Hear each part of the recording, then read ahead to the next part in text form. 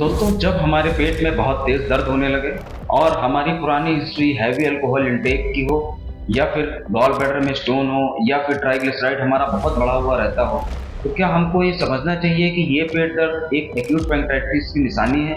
Acute पैंक्रेatitis एक abdominal emergency है। इसके बारे में हमको थोड़ा सा जानना चाहिए और आज हम लोग ये जानेंगे कि ये क्यों होता है, इसमें क्या किया जाता है, इसके कारण क्या होते हैं, इसका इलाज क्या होता है।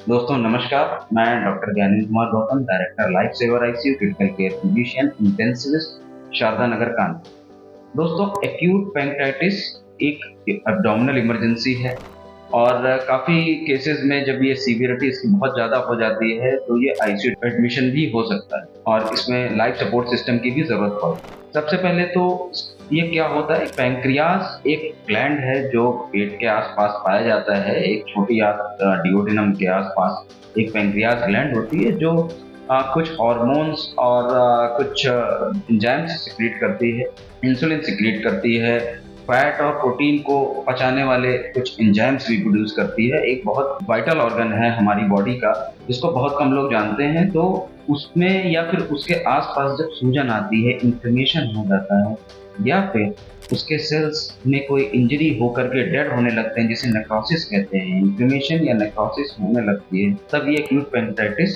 होने लगती है।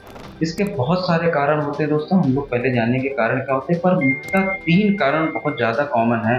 वेस्टर्न वर्ल्ड में भी, ईस्टर्न वर्ल्ड में भी। सबसे पहला कारण है गॉल ब्लैडर स्टोन्स या फिर पोलीलिथियासिस जिसको कहते हैं, या फिर सीबीडी स्टोन्स जिसे पोलीडोकोलिथियासिस कहते हैं। दूसरा सबसे बड़ा कारण है हैवी अल्कोहल इंटेक। तीसरा सबसे बड़ा कारण है हाइपरट्राइग्लिसरीडीमिया।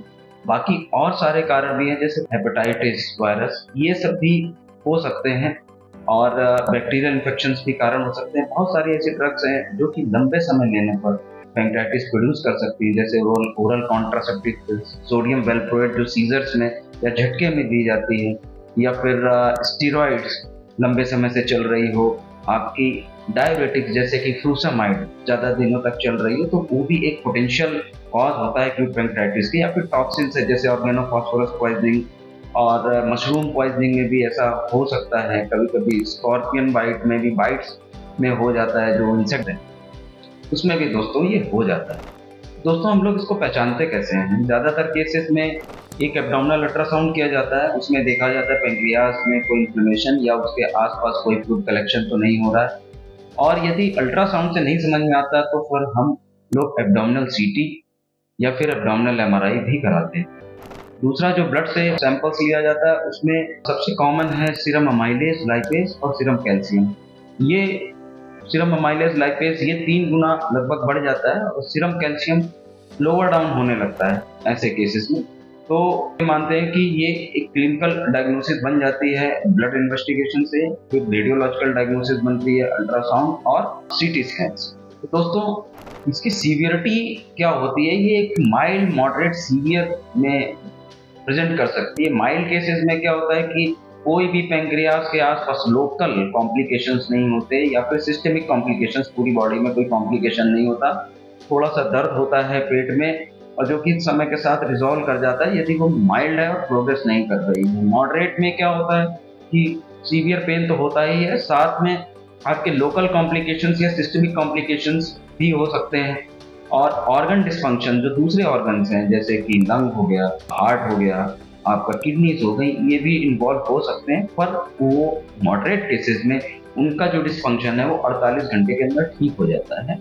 सीवियर केसेस में इन फंक्शंस, ये जो ऑर्गन्स हैं उनका फंक्शंस 48 घंटे के बाद भी सही नहीं होता, उसे परसिस्टेंट ऑर्गन फेलियर में चले जाते हैं और तब आईसीयू की बहुत नीड पड़ती है, सपोर्ट सिस्टम की जरूरत पड़ती है, रेस्पिरेटरी सपोर्ट, पेशेंट वेंटिलेटर पर भी जा सकता है, किडनी में डिटीरिएशन फंक्शन की वजह से किडनी बढ़ सकता है, कभी कभी डायलिसिस की जरूरत पड़ सकती है, हार्ट स्पेसिंग होती है, पेशेंट हाइपोटेंशन में जा सकता है और पेशेंट को शॉक में भी जा सकता है। यदि इन्फेक्शन है तो पैंक्रियाटिक इन्फेक्शन है या फिर पेरीपैंक्रियाटिक इन्फेक्शन में प्रोसेस हो रही है तो पेशेंट सेप्टिक शॉक में भी जा सकता है। ये सब कारण होते हैं, बहुत सारे रीजन होते हैं। मेटाबॉलिक एसिडोसिस है, लैक्टेट बढ़ जाते हैं, हाइपोक्सीमिया हो जाता है, बहुत सारे रीजंस हैं जिसमें पेशेंट को आईसीयू एडमिशन जरूरत पड़ती है और सीवियर केसेस में बहुत ज़्यादा प्रॉब्लमेटिक सिचुएशन हो जाती है। तो अब इसका ट्रीटमेंट क्या है? तो माइल्ड मॉडरेट केसेस में मेनली सपोर्टिव ट्रीटमेंट होता है। सपोर्टिव ट्रीटमेंट में मेनली फ्लूइड थेरेपी, क्योंकि थर्ड स्पेसिंग फ्लूइड की बहुत होती है। ब्लड से फ्लूइड जो है धीरे धीरे स्क्वीज आउट होता है, फ्लूइड क्रीपिंग होती है, और ये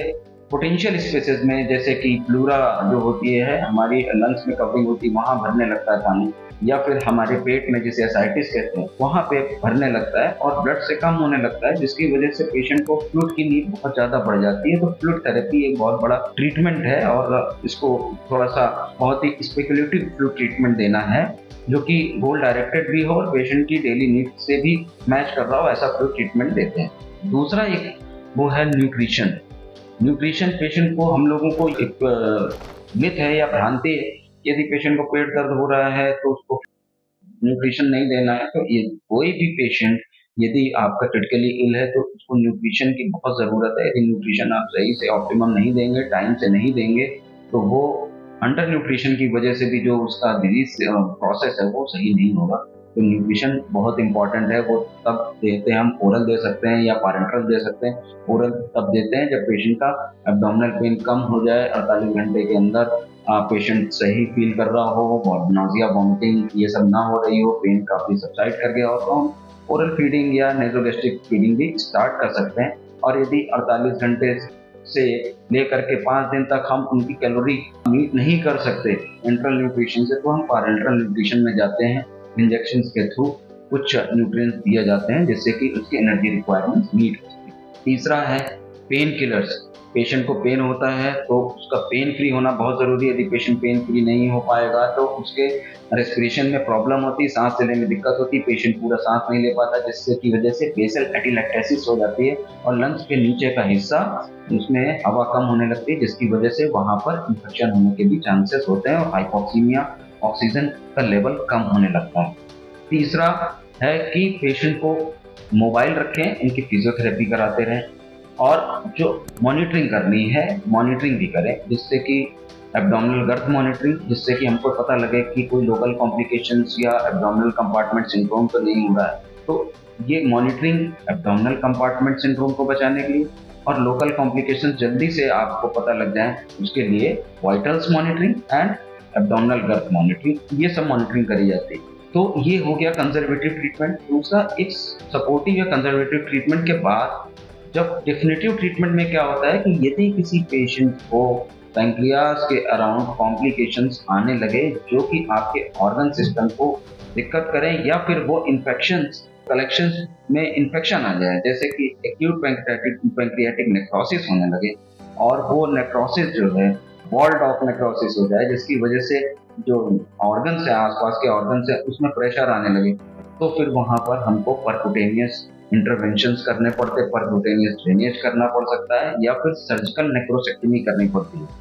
बहुत कम केसेस में सर्जिकल नेक्रोसेक्टमी की जरूरत पड़ती है, पर यदि वहाँ पे लोकल कॉम्प्लिकेशंस बहुत ज़्यादा बढ़ जाते हैं, जिसकी वजह से आपका सिस्टमिक कॉम्प्लिकेशंस होने लगते हैं और वहाँ पे लोकल जो ऑर्गन सिस्टम है उस पर इफेक्ट पड़ने पड़ता है और ऑब्स्ट्रक्शन होने लगता है, या फिर वो कलेक्शंस जो आसपास के लोकल कलेक्शंस हैं वो जब इन्फेक्ट होने लगते हैं, जिसकी वजह से पेशेंट की मॉर्बिडिटी बहुत बढ़ जाती है, तो ऐसे केसेस में सर्जिकल नेक्रोसेक्टमी भी करी जाती है। तो दोस्तों, वीडियो को शॉर्ट रखते हुए मैंने ये आपको बताने की कोशिश करी कि एक एक्यूट साधारण पेट दर्द, एक एक्यूट पैंक्रियाटिस यदि होती है तो वो एक सीवियर कोर्स भी ले लेता है। तो यदि ये समय रहते ही आप इसको पहचान जाएं और जल्दी हॉस्पिटलाइज हो जाएं, तो काफ़ी समय तक ये माइल्ड या मॉडरेट डिजीज रहते हुए ही आप सही करके घर जा सकते हैं। अदरवाइज यदि डिले होता है डायग्नोसिस में और आप लेट पहुंचते हैं, सेल्फ मेडिकेशन पहले करने लगते हैं और देर में प्रेजेंट करते हैं हॉस्पिटल में, तो ये सीवियरिटी बढ़ जाती है और लाइफ सपोर्ट सिस्टम की ज़रूरत पड़ सकती है।